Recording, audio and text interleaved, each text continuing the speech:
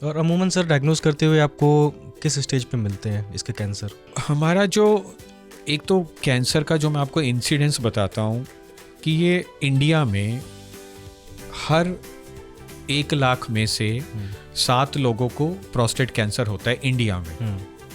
इसमें अब अर्बन और रूरल पॉपुलेशन में भी डिफरेंस है। दिल्ली, मुंबई, कोलकाता, चेन्नई, बेंगलोर, इन मेट्रोज में प्रोस्टेट कैंसर का इंसिडेंस ज़्यादा है as compared to rural population.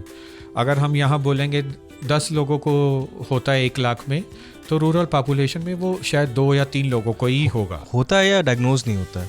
हाँ, अब वो उसके कारण है कि क्यों ऐसा है कि भाई मेट्रोज में ज़्यादा कॉमन है।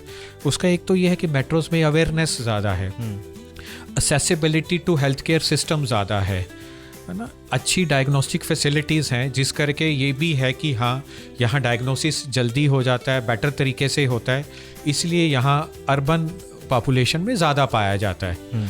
अब इंडिया में एक अनफॉर्चुनेट बात ये है कि क्योंकि इसकी अवेयरनेस कम है, तो 50% जो हमारे प्रोस्टेट कैंसर हैं वो एडवांस्ड स्टेज में डायग्नोस होते हैं। एडवांस स्टेज का मतलब जब वो प्रोस्टेट से निकल के बाकी शरीर में फैल चुके होते हैं।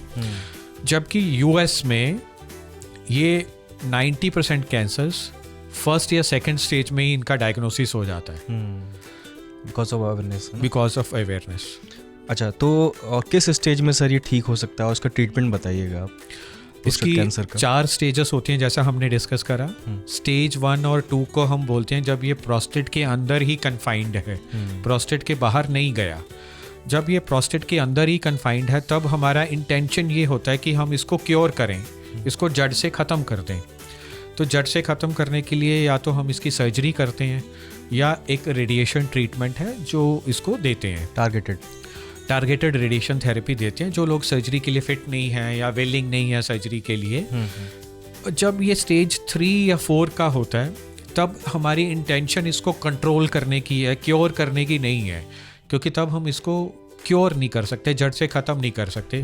बट हमारे पास आज की डेट में बहुत इफ़ेक्टिव ट्रीटमेंट है जिससे हम इसको कंट्रोल करके रख सकते हैं और सालों साल कंट्रोल करके रख सकते हैं।